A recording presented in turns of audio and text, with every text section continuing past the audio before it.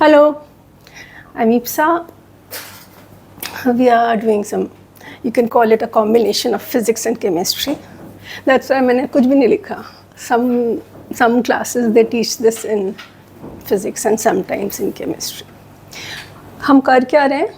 Structure of atom. All right.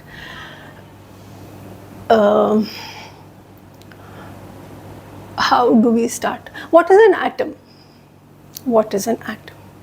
एक ऐसी गोल गोल जलेबी के जैसे कुछ होता है, क्योंकि बनाते तो ऐसे हैं ना कि ये तो आपको पता है कैसे बनाते हैं, ऐसे ऐसे ऐसे बनाते हैं. तो क्या is something like a jalebi? It's not a jalebi और not a flat thing. It's a sphere.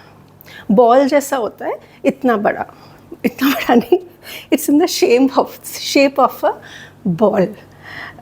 हमें इससे थोड़ा मिस गाइडेंस हो जाता है कि ऐसे फ्लैट होगा. So remember, an atom is a sphere. It's like a ball. But yes, it is not such a big ball जैसे मैंने दिखा दी थी. इट इज़ सो टाइनी कि even very powerful microscopes can't see it. Extremely powerful, जो एकदम highest होएगा ना, वो लेवल के माइक्रोस्कोप इन एटम्स को देख पाते हैं. They are so tiny. Okay, so they are ball shaped and they are very tiny. Okay, very good. Now तो एटम करता क्या है? एटम क्या करता है?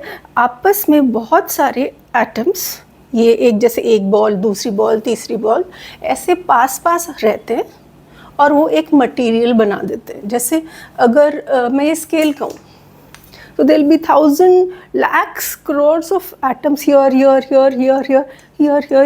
everywhere, and they will stay close to each other. एक दूसरे के पास रहेंगे and ये आपका स्केल बना देंगे. तो everything like this wood, like this board, everything is made up of atoms.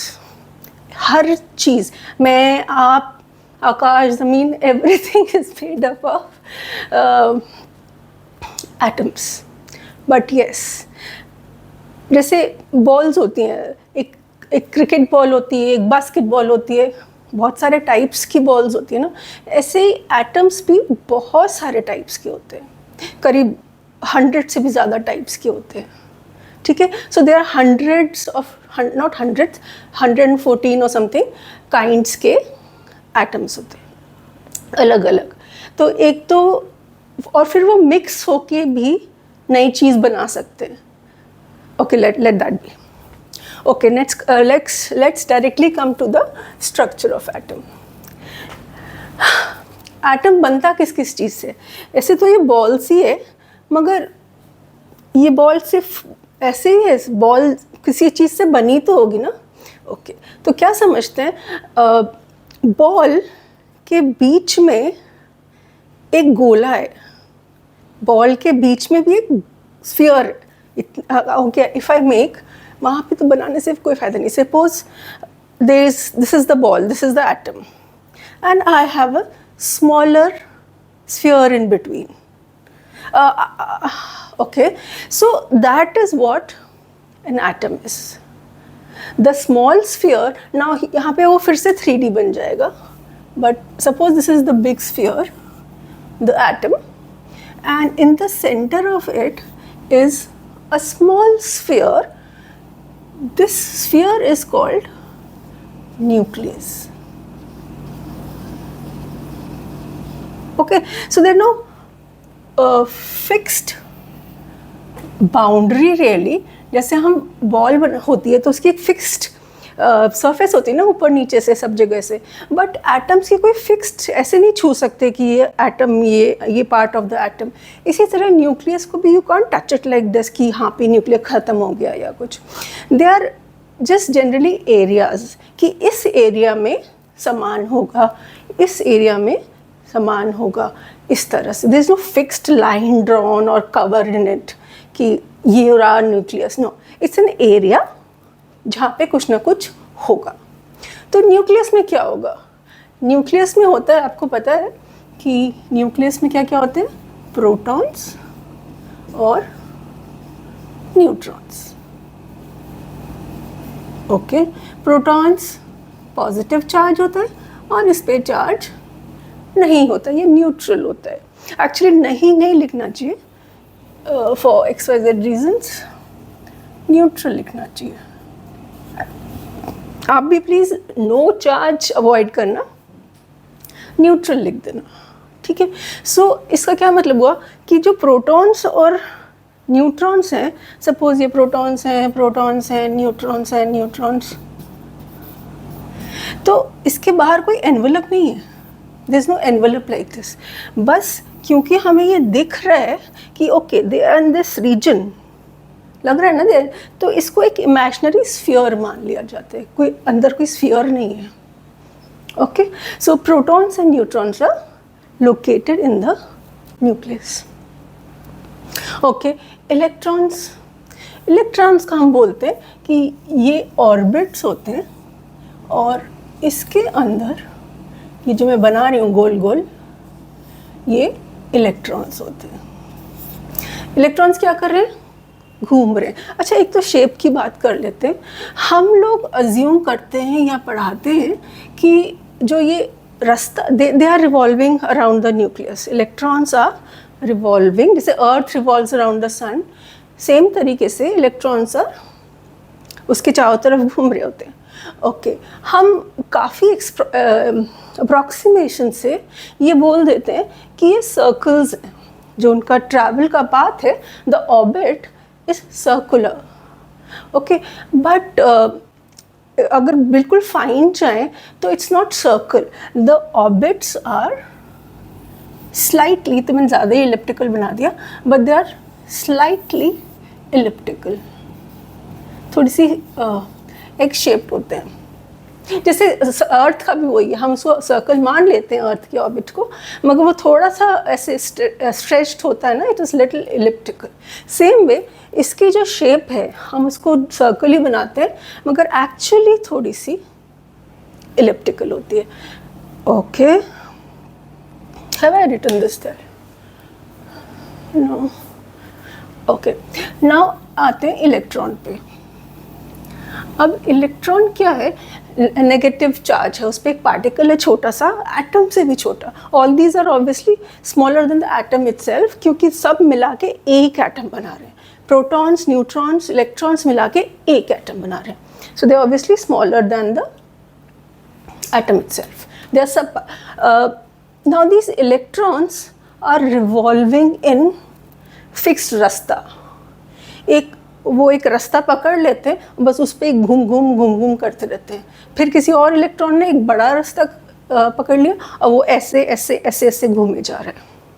Okay, ठीक है. जैसे कोई रनिंग कर रहा हो ट्रैक पे, पार्क में, तो क्या ट्रैक होता है जिस चीज़ पे वो रन कर रहा है, ईंट का या सीमेंट का या किसी घास का, there is a track on which a person is running. There is a physical thing जिस पे वो रन कर रहा होता है. मगर इसके केस में, इलेक्ट्रॉन के केस में, कोई ऐसी धागा नहीं होता कि उसके ऊपर इलेक्ट्रॉन ऐसे जा रहे हैं. ऐसा कोई धागा, ऐसा कोई सरफेस, ऐसा कोई प्रॉपर रास्ता, मार्किंग नहीं है कि इसके ऊपर जाएंगे. एक्चुअली क्या होता है, जैसे इसका केस है ना, प्रोटॉन न्यूट्रॉन का, सपोज यहाँ पर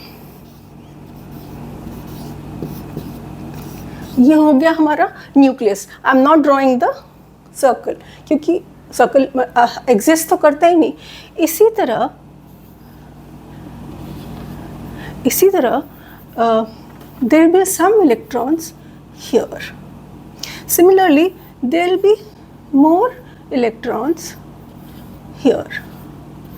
तो जब इनको 3, 6, 7, तो जब इनको गेज किया जाता है कि ये हुआ क्या, तो इन लोगों को पता चलता है, साइंटिस्ट को, कि तो ये ऑलमोस्ट एक सर्कल बनाते हैं. ये वाला एक और सर्कल बना रहा है. ठीक है, तो उसको वो ऑर्बिट बोल देते हैं. दीज इलेक्ट्रॉन्स आर जस्ट, जैसे ये वाला सेकेंड ऑर्बिट वाला ऐसे घूमे जा रहे हैं. So they imagine a path जहाँ पे इलेक्ट्रॉन्स घूम रहे हैं. There is no thread there और देयर इज नो रास्ता देयर. इसी तरह ये वाले ऑर्बिट में भी इलेक्ट्रॉन्स बस हवा में भी नहीं, स्पेस में घूम रहे हैं around nucleus. I hope the structure is clear. Now, what was I saying? What have I not written? Nucleus at center, protons. Okay. Okay, now we come to कि electrons इसके चारों तरफ घूम क्यों रहे हैं, या एटलीस्ट electrons क्यों नहीं भाग जाते एटम्स को छोड़ के. उनको किसी ने पकड़ तो रखा नहीं है, वो बस हैं तो उसको क्यों नहीं भाग जाते एटम को छोड़ के. So the thing is, I am drawing the surface now. Protons हैं suppose. Now electrons are negative charged and protons are positive charge. What will happen to positive and negative charge? They'll attract each other. Now this is a heavy thing. Nucleus is heavy. It's a heavy thing and can't move too much. जैसे सन heavy है and तो सन चक्कर नहीं काट रहा है. सन और अर्थ में लाइट कौन है लाइटर वेट में? अर्थ लाइट है ना, सन हेवी है. तो क्या सन हमारे तरफ चक्कर लगा रहे हैं? अर्थ चक्कर लगाती है सन के अराउंड. क्यों? क्योंकि जो लाइट चीज़ होती है वो ही चक्कर लगा सकती है. हेवी वाली बॉक्स होती है, वही बैठी रहती है चेयर के ऊपर, बाकी सब उसका काम करते हैं. So same thing, this electron is very light in weight. And this thing is heavy, and positive and negatives will attract each other. So eventually what happens is, this electron has to go around the nucleus. It has to move around the nucleus. थोड़ी देर बाद वो यहाँ मिलेगा, थोड़ी देर बाद यहाँ मिलेगा. कहीं ना कहीं वो आपको एक जगह नहीं रहते. At different instances you will find electrons at different places but in the same orbit. उसी सेम रास्ते पे मिलेंगे आपको. Okay, so that's how they hold it. What else? I think और तो कुछ क्या कर सकते हैं. Okay, we can talk about the weight. So we did electrons have, they're very light and इनका weight almost 0 लिया जाता है weight. ओके, प्रोटॉन्स का वेट और न्यूट्रॉन्स का वेट, जैसे आपको पता है यूनिट्स क्या होती हैं वेट की या मास की. चलो, मास की यूनिट होती है KG, gram, milligram. These are the units of mass. अब we are discussing the mass of protons and neutrons and electrons. तो इलेक्ट्रॉन का तो इतना कम होता है कि उसको ज़ीरो ही मान लेते हैं, मतलब they don't even count. Proton और न्यूट्रॉन का होता है, फिर भी थोड़ा होता है. अब उसकी यूनिट ग्राम, मिलीग्राम, नैनोग्राम ये नहीं होती, इतनी कम होती है, इतने कम होता है वेट कि उसको अलग ही नाम दे दिया है, बस यूनिट ही बोल देते हैं उसको. जैसे हमारे पास है ग्राम है, किलोग्राम है, मिलीग्राम है, पर ये इतना छोटा, इतना कम ग्राम, इतना कम है ये मास कि उसको एक यूनिट एक हो गई, फिर नैनोग्राम, फिर माइक्रोग्राम. सो जैसे हम ये लिस्ट बनाते हैं ना, उसमें एक यूनिट है यूनिट. सो प्रोटॉन का मास इज 1 यूनिट, न्यूट्रॉन का mass is also 1 unit. Okay, so protons और न्यूट्रॉन्स का मास 1 यूनिट, इलेक्ट्रॉन्स का नहीं है. तो एटम जो है कितना भारी हुआ, ये तो है ही नहीं, इलेक्ट्रॉन्स को तो हमने छोड़ दिया. ओके, तो न्यूक्लियस में क्या क्या है? In this example we have 2 protons and 2 neutrons. ठीक है, सबका एक 4 U. सो इसका वो हो गया मास 4 यूनिट्स, क्योंकि 1 + 1 + 1 + 1. ओके, नाउ यूनिट को वो भी लिख देते हैं. The symbol for is something like this, or you can make a simple U also. Okay, so the mass is here. In fact, the entire mass is in the center because this is almost negligible. इसीलिए हमने कहा था कि जो nucleus है वो बहुत भारी होता है, लाइक सन, और इलेक्ट्रॉन्स बेचारे हल्के फुल्के से होते हैं, वो घूमते रहते हैं इधर उधर. One last thing, that अगर एटम है, अब देखना मैं एटम की बात कर रही हूँ, मैं आयन और इन सब की चीज़ें की बात नहीं कर रही. एटम में number of protons is always equal to number of electrons. अगर यहाँ पे 2 प्रोटॉन्स हैं, न्यूट्रॉन से कुछ फ़र्क नहीं पड़ता, न्यूट्रॉन से कुछ भी फ़र्क नहीं पड़ता, सिर्फ उसका वो वेट बढ़ाते रहते हैं. जैसे हम खाते रहे आइसक्रीम तो हमारा वेट ही बढ़ता रहेगा. तो न्यूट्रॉन से फ़र्क नहीं पड़ता, मगर protons, how many protons are there, उतने ही we will have to have the electrons. Suppose अभी यहाँ पे 2 प्रोटॉन है ना, तो यहाँ 2 इलेक्ट्रॉन होने पड़ेंगे. Suppose you have 4 protons, then you will have to have 4 electrons. 1 2 3 4. So this is the thing, that number of, I'll write it here, number of protons is equal to number of electrons. ठीक है, this is a necessary condition for the atom. Okay, and इसका charge क्या हुआ, पूरे protons का charge positive, neutrons neutral, electrons का negative. अब atom का क्या चार्ज हुआ, पूरे उसका चार्ज हम निकाल सकते हैं. सपोज ये एग्जांपल ले लेते हैं, इसमें पॉजिटिव चार्ज कितना है, एक पॉजिटिव, दूसरा पॉजिटिव, तीसरा पॉजिटिव, सारे प्रोटॉन्स +1 प्लस है ना, तो पॉजिटिव चार्ज हो गया. Okay, let's write 4 protons and 4 electrons आ गए. विल नॉट कंसिडर न्यूट्रॉन क्योंकि उस पर चार्ज नहीं है. 4 प्रोटॉन्स का चार्ज कितना हो गया, एक प्रोटॉन का एक charge, 1 unit charge, so it will become +4. And 4 electron का कितना चार्ज हो गया, इट विल बी -4, क्योंकि हर का एक -1 है, तो नेट चार्ज क्या हो गया. So in an atom, the total charge is 0. ऐसा नहीं है कि उसके अंदर चार्ज नहीं है, चार्जेस हैं, बट वो आपस में इक्वल है, and the net charge on the atom becomes 0. It also becomes neutral. So I think we'll stop here.